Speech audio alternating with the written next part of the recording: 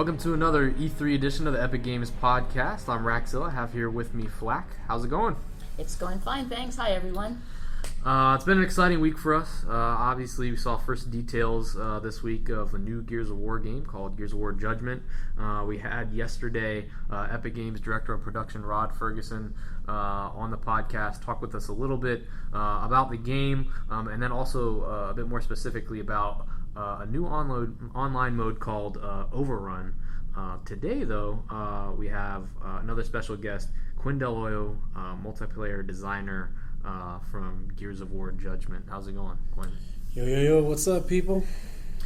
So we got a little bit of detail from Rod about OverRun and what it's all about, but if you and I were standing in an elevator and you had 20 seconds to tell me what OverRun is all about, what would you say? Elevator pitch, huh? Well, I basically tell you that OverRun is an asymmetric, class-based multiplayer game in the Gears of War franchise. And that's a little less than 20 seconds, but I know that if we were in an elevator, and I would say that to you, you'd be like, wow, class-based Gears of War, that's awesome, tell me more. And that's what I'd probably do, is tell you more. So ask me more questions about this. Come on, lay it on me. So you said class-based. Can you tell us a little bit about the classes? Yeah, let's just go through a little bit of each of the classes. Start on the COG side. You have a medic, a soldier, a scout, and an engineer. Okay, and the COG, when we talk about asymmetric class-based, that basically means that the classes on one side do not necessarily cut and paste translate to the other side. So the classes are not exactly the same for the Locust and the COG. Because the COG are more defense and the Locust are offense. So the medic has a stim gas grenade that you deploy and throw it, much like any type of offhand grenade. And you throw it on yourself or your friendly teammates, and it gives them a lot of vitality and health, and makes them feel good inside. I like the sound of this because most of the time in Gears, when I throw a grenade on myself, it doesn't usually end too well. I have done that a few times. Yeah, no, that's actually one I've of never done that. That's something we could get into like another podcast of really good tips and strategies. But we found people that preemptively throw the stim gas grenade. Hey, there's a guy over here. I'm going to go attack him. Let me throw the stim gas out and go stand in it, and help get that little extra health buff, regenerative health properties as I shoot the enemy I'm shooting at. So that's a little pro tip there. But so moving on, we also got the soldier, who has an ammo box that you could throw to help keep the people in your team fully replenished with ammunition. We also have the scout, which has a tagging beacon, which you throw that out, and any locust that's caught within the blast radius gets put on your teammate's vision, kind of like TACCOM. So you have almost like X-ray vision. You can see the outline of whatever is coming at your base. So that's really handy. And also, the cool thing about that as well with the tagging beacon is that it debuffs or allows the tagged victims to take an extra damage. So they will take more damage dished out to them. So that's another really nice bonus, that you want to throw that beacon out quite a bit.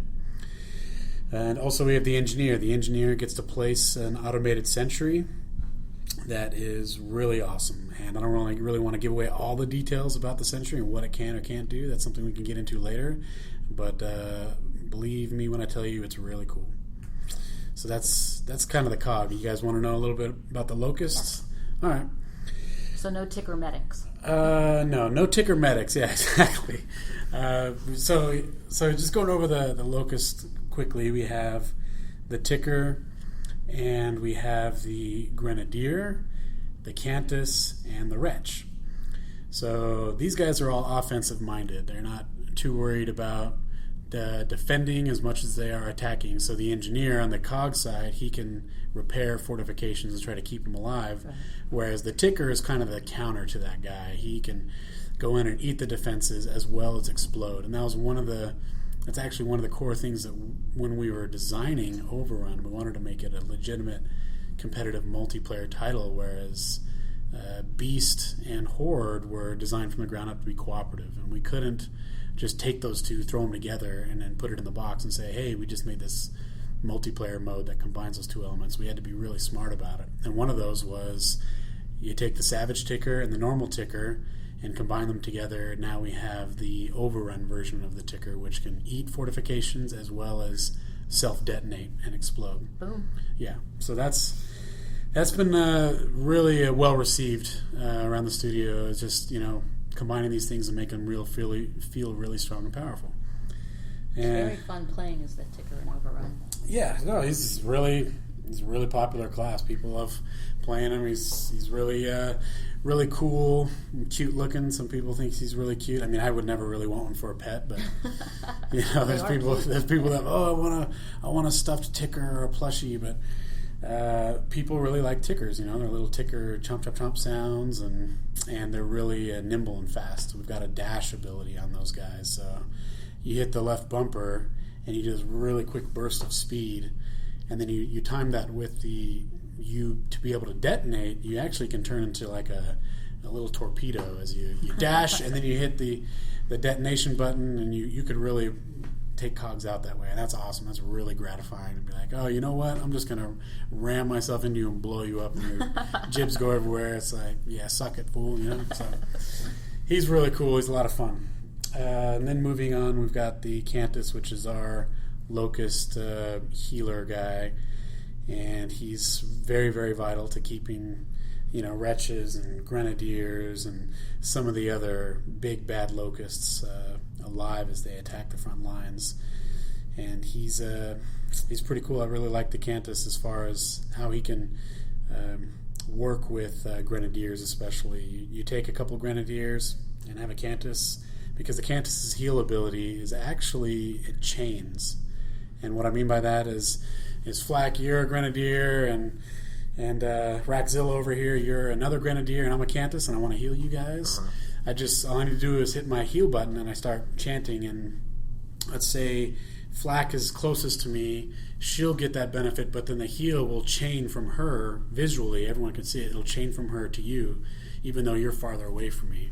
Gotcha. So it's really a really cool iteration we've added to the Cantus's heal ability. And again, we can totally get into more of this stuff in detail at a later time, but let's keep this a little high level for you guys as the fans that want to know a little bit more. And then quickly moving on to the other classes, the Wretch, he has an awesome cringe that can stun cog opponents, which is great for helping tickers advance and grenadiers to get their grenades in. All those things are really helpful to have the Wretch do that. And the Wretch can climb to different higher areas, which is really awesome if you want to be that stealthy, sneaky type of guy. The Wretch is really, really cool. And I think the last one we need to cover is the Grenadier. And the Grenadiers, for all you people that are returning Gears of War vets, will love this guy. He has a Lancer and a Gnasher, and he has frag grenades that are his ability. He could throw out frag grenades and to attack fortifications, as well as just a little tip here, you could throw them to your own tickers, and your ticker buddies can eat them up. And as they eat them up, when they explode, they actually explode twice. They have double the explosive payload if you are able to feed your tickers your grenades. So those are kind of the classes. Strange diet, but okay. Yes. Well, they like to eat metal fortifications too. Like I said, those guys would be awesome garbage disposals. But those are kind of the classes at a high level. Now, I know you spend a lot of time playing all of the classes to make sure that every class is fun, that everything's well balanced. But I mean, is there something that you find that you lean towards when you're playing on either side that you feel like is in particular fun for you? I personally really like the Wretch. I mean, I think he's really cool. He really appeals to me in the stealth side. I like to feel really valuable and stealthy as that type of class. I mean, the Ticker has it too, because you're really low to the ground and really quick, but you're also kind of predictable where you're going to go as a Ticker for the cog side, because you're mainly going to be attacking fortifications. But with a Wretch, I have the ability to, like I said, to climb up to these little perches, to sneak behind enemy lines, my claws are pretty powerful, but at the same time, I'm also really weak physically. It doesn't take much to take me down. So it's that really cool balance between I could really help my team by cringing other people. My claws are pretty powerful, but at the same time, if people see me, they could take me down pretty quick. So it feels really good as a wretch to have that type of role in OverRun, which is something as a whole, having class-based game, being new to the Gears of War franchise, we're trying to get other players to hop into this game mode and to appeal to different ways of play besides just being a straight cold killer, to be able to appeal to other people that like to be support classes and to help out, to feel valuable without having to kill other players. I do like the support roles. Yeah, no, we've had good success with them, and so that's, like I said, I really like the Wretch. To me, he's like that perfect combination between I could do support, stealth, and almost kind of like a pseudo assassin. You can if you could sneak up on someone, you could take them down pretty quick by slashing at them. It's pretty awesome. Cool. And I understand that there's a different control scheme in Judgment. Yeah, there is. We've over the years of Gears of War, we've kind of stayed true to that control scheme, and we wanted to, when we were thinking of Judgment, to come up with something new. We had to keep it intense, right? The campaign is really intense. OverRun is very intense. You're constantly being bombarded with locusts, and there's bombs and grenades and bullets and people throwing ammo at you and everything. It's just this really intense game, and so we wanted to remove any type of frustration that can come from the control scheme. And so by doing that, we basically what we did to keep it short is moving the weapon switch to Y. And that's something that a lot of first-person shooter players can kind of relate to, is have that just binary switch to, you have your two primary weapons. You hit it, you switch to your other weapon, and there's no fuss, no muss. It's really easy in a bind, right? I'm getting attacked by a guy, let me switch to that. And the D-pad wasn't as accessible in that manner. So this is pretty clear and cut. So then people might ask, well, if you're moving the weapons to there, then how do you deal with the grenades? Well, the grenades we've actually moved to the left bumper, and in OverRun, it's your ability button. So the COG classes, their abilities are pretty much grenades in a way. The stim gas grenade for the medic, and the scout tagging beacon is a grenade. The ammo box that the soldier throws, it can be thrown somewhat far. That acts like a grenade. And we didn't want to deviate too far from the campaign. We wanted to keep the controls kind of similar. So they're different and they're pretty awesome. It's so much more enjoyable to not get frustrated over the controls. I found throughout the years that sometimes I made mistakes as I was trying to do something right. I wanted to switch to my shotgun quicker, and I accidentally switched to my pistol or my smoke grenade in competitive multiplayer, and that was always frustrating. In this, you don't have that, and it feels really good. Just said, why? Simple and clean. It's great. Cool.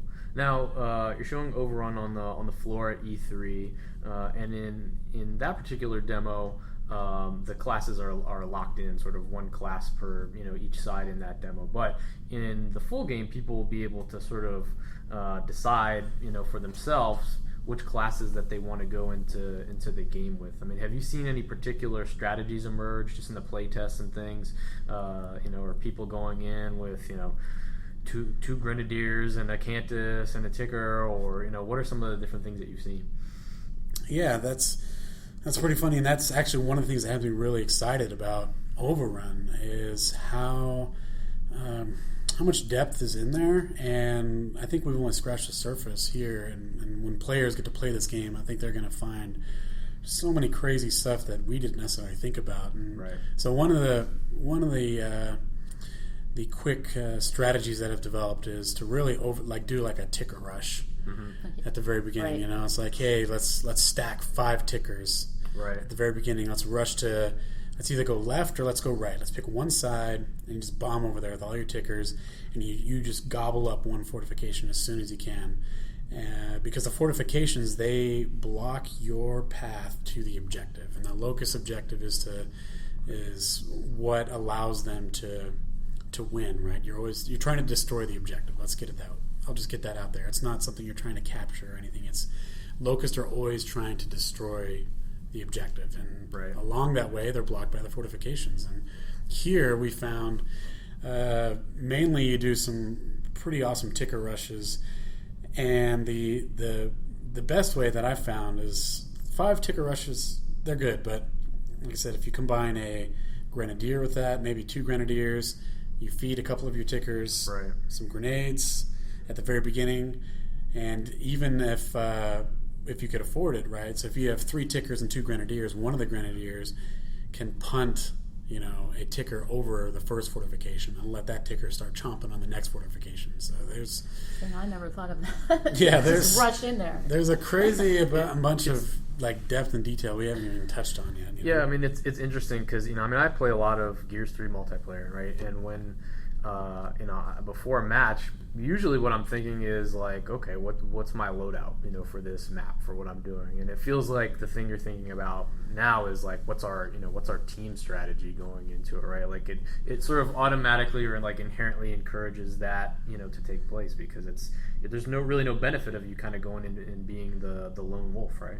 Right. Well, yeah. No, in a way, it's a lot of fun and interesting to see just how, hey, we're going in, okay, what class are you going to be? Okay, you go this class, and I'll be this class. What direction we're going to go? Okay, let's go right. You sure you want to go right? I think we should go left. And so, okay, let's go. Let's send 3 guys left, and then 2 guys to the right. No, and better yet, let's send 4 to the left and 1 sneaky ticker to the right, and let him start attacking the fortifications second after the initial rushes on the left, so that he can start sneaking away those fortifications. This interesting choices. Sounds like there's a lot of mind games happening, right, with the other team. Yeah, no, it's like I said, I'm really excited, and it feels really good to be talking about Gears of War again. There was a time where it was just heads down, hunkered down, working on OverRun, and really trying to put all of our heart and soul into it here at Epic Games and at People Can Fly.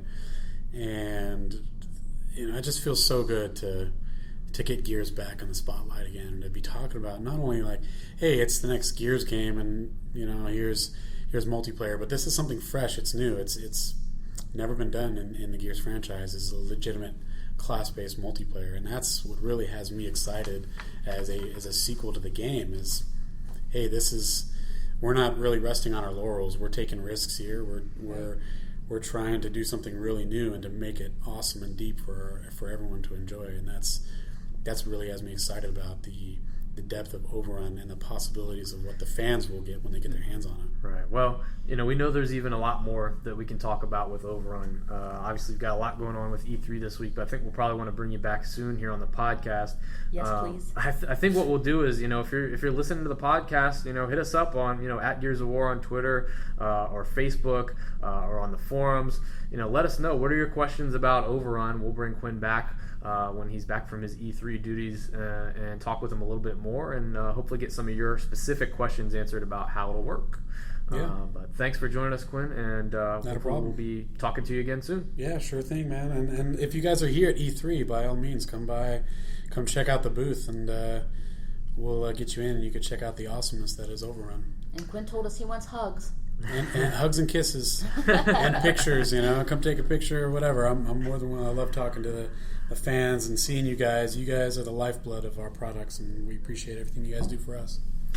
All right. Thanks, everyone, for listening. We'll be back soon with more Gears of War Judgment goodness. See you next time, folks.